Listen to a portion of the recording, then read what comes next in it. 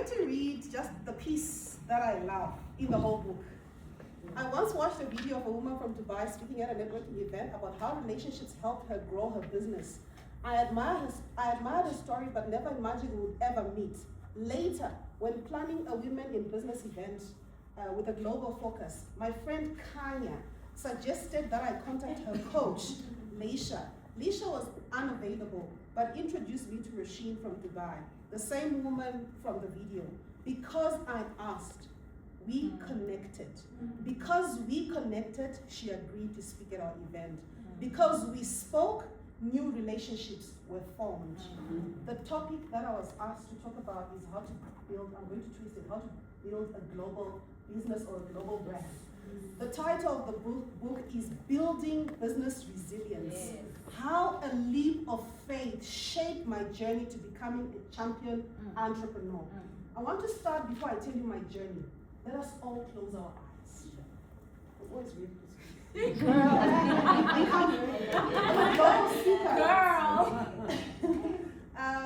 Let us close our eyes. I'm going to speak one word. Elephant. Your eyes are closed. What do you see? An elephant. Yes, elephant. Okay, close again. Picture yourself as a millionaire. Next to dining with the likes of Elon Musk. Picture yourself dining with the who's of this world, the millionaires. You can open your eyes. Have you seen yourself in that position? Yes. That's where your mind is, that's where you are. I'm assuming, because we started with the word of prayer, all of us are Christians. What does the Bible say? Out of the abundance of the heart. What is in your heart? What are you feeding in your heart? Where do you see yourself? So it starts here before we actually see Nopilo's book written in physical form. It started in her mind. I need to write a book. I need to write a book. I need to write a book. That's how you write on faith to build a global brand. My journey started in 2017 after university. I schooled in South Africa. I'm very much Zimbabwean. Originally Zimbabwean, and I'm legally South African. So don't dudula me.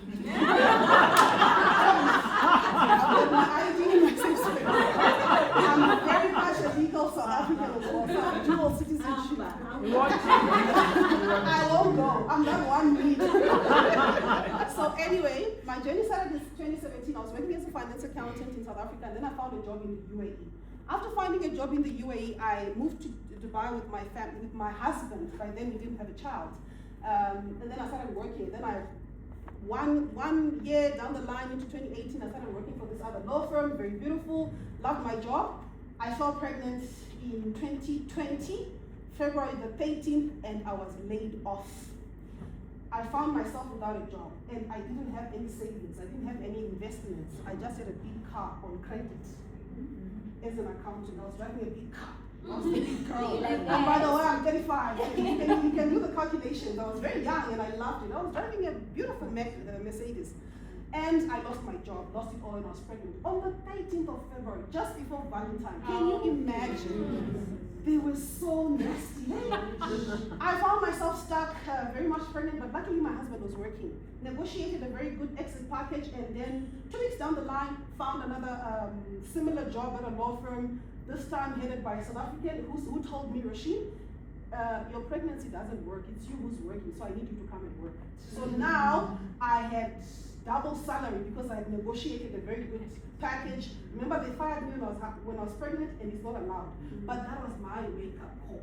To say anytime I will go back home with nothing. Going back home is something, is another thing. With nothing. That was the reality.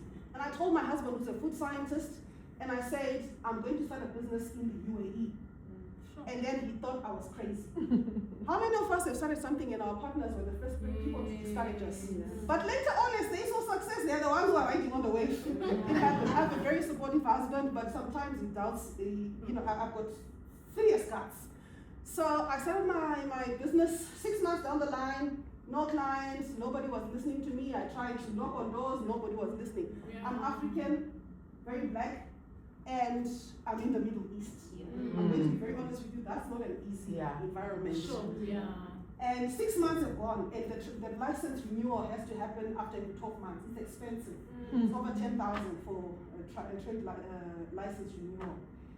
And I would hide, and I didn't want to post and say, I am selling accounting services, because I thought people would see me as someone who's begging. Remember, I'm coming from working and I'm driving a car on credit, and I've been bragging that I've made it in life. We need to be very honest and open about this, this conversation. So now people now start seeing me, and I'm saying, guys, please come to my company. I'm selling accounting services. It was way below the belt for me, or so I thought. And then I told one South African guy who was very popular on on LinkedIn, and said, can you please post for me? This is what I'm doing. And he said, Rosheen, if you don't believe in your business, no one else will. Start posting.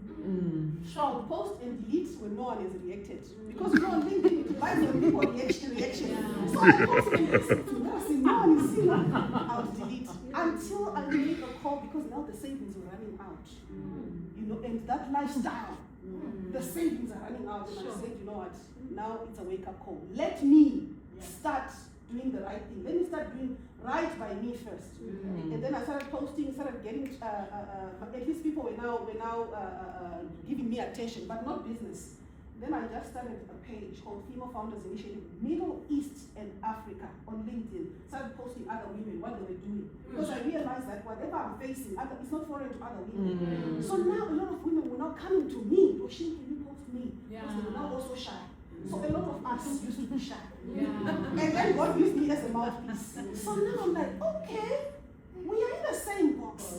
So now what does that mean? Instead of telling them, if nobody does this, I said, come Sissy, we'll walk together. All your sins are as white as wash out as white as snow. This is exactly the stance I took, and I said, we'll walk the journey together. I will post you, and then you also repost and do this. So I started profiling women, a lot of women who are studying business as well, especially in the Middle East. It's so difficult in the Middle East because if you don't know anyone, nobody's going to do business with you. I'm not saying degrees are not important. I'm currently studying masters in finance, right? Degrees are very important. But there are places where your degree will not take you. There is a place, the reason why you know me, and I want you to understand the importance of networking. The reason why I'm sitting here is not because of her degree. She's an excellent accountant. But the reason was this one, right? She knew someone called Leisha. Because she had organized an event and kind of like, can you call my coach to come and speak? The coach was not available. The coach knew me because I've done business with Leisha. She has attended our events at Female Founders Initiative. And she said, there is a Rosheen. If she's in the country, she'll come. The reason why I agreed to come is because I know Leisha. If she had come without that connection, I'm telling you. I'm actually supposed to be very busy. You know, one thing about, I told you 5 minutes won't cut it. One thing about her, we don't talk every day. I think in a year we can talk once, twice, right? But when she talks to me, I listen. We are supposed to be competing because she has an organization called Women in South Africa. Women in Business. Something like that. Our audience is the same. But one of our taglines at Female Founders is we don't compete, we collaborate. Yeah, that's powerful. Yes, I don't collaborate because she is not my competition. So the reason why I'm here, the reason why you now know me, there is a Rosheen, is because of that connection, not because of the degrees. So what I learned was strive to know people. Know people. There is no country that if you go on my LinkedIn, I'm always in Russia with presidents, first ladies, they are my friends. We chat on WhatsApp. I know people. It's not my degree that took me there. It's because I strive to know people. And the part that she says, because I asked, we connected. Do you ask? Do you ask? So I was just telling you, because she said, Rosheen, you need to come. I was telling you I have a lot of things to do, but I just said, you know what, if it's no people, everything else can wait. As long as I'm in the country, I have to show up, even if it's 30 minutes. Because it will mean something for her. The next time I need a favor from her, it's very easy. You know, the very first person, I've just recently launched my tech company. The first person who will refer clients to me in her circle would be her, in Women in Business, because she'd be like, I oh, Rosheen, oh, Rosheen. So strive to know people. There is no country that I would often say, and I get stuck, because there's always someone I know. I always know someone who knows someone who knows someone. You understand? So that's why we are here, and that's my story. So we started Female Founders, and we've done a lot of events. We do networking, we encourage networking. People need to know each other. You don't come to an event and you're like, but the rice was bad. You come all the way from your house, wearing very expensive clothes for rice, and such an event. You know, this is amazing. It's an opportunity for us to extend our contacts. Because if I was seated at home, I wouldn't know you. If I was seated at home, I wouldn't have known the lady who made the connection. Now I know her. You understand? So next time you know there's an MC in her who you can, whenever you host an event, you can call and she will show up because she's amazing. So that's the beauty of networking. That's what she means also as part of being resilient. Don't just rely on one pillar to make it in life. Don't rely on the fact that you are Rosheen, you have got your masters in finance and accounting. It won't take you anywhere. I've seen a lot of people who are chartered accountants as well, CASA, they are jobless. Trust me, I know a lot of them. I've employed also a lot back then, not because I'm the best accountant ever. Most of them know accounting more than me. But what makes me their employer and me their employee and them my employees is that difference. I create relationships, and from relationships I make money. People are a currency. Invest in them. Definitely. There is nothing special about you when you're seated in your house and you say, I only keep a small circle. It's done by broke people. You know, you're keeping a small circle of broke people.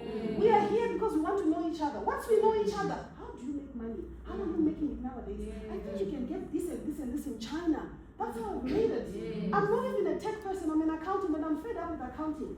And I've pivoted into tech, right? But how am I going to make business in tech? Because I travel. If I go to Russia, I'll get a lot of people who give me clients. If I go to Iceland, I'll get a lot of people. I'm in Forbes Business Council, I get a lot of people. I'm in what's it called? Guinness World Record holder. You understand? So all those things, they open doors for me. Don't keep quiet. Part of resilience in business is putting yourself out there. No matter the criticism, he said. Putting yourself out there, no matter what people say. No matter people say, I'll say, I'm not going.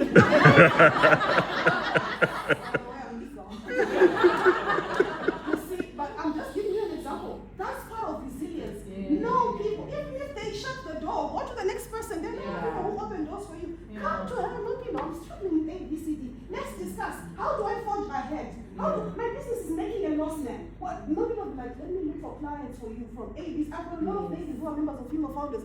Normally, some ladies, you know, when we post on Instagram or LinkedIn or Facebook or social media, it's not that we are very successful. Sometimes you're sitting with debts in business. You're making losses. Put yourself out there. Strive to know people who make a change. If I post your business, I know that if I post your business in my community, that loss will change into a profit. That's why we are saying create relationships as part of building business resilience. There is no business that will ever grow without creating relationships. So that forms part of your faith. You meditate. You see yourself already with Elon Musk. I shared a platform with his mom, by the way, in Dubai. Elon Musk, you understand? Very lovely people. People I never thought I'd meet. Was in that a big billboard in Sheikh Zayed. I know most of you have been to Dubai. I was the only African at this event with billionaires. I wasn't even 1,000 years at that time. I'm telling you. So where you put your mind, God will place you there. Amen. You see yourself already there. That's how you build resilience. It's not you faking it. It's you practicing your faith. That I will be there and I'll get there. Thank you very much. Wow.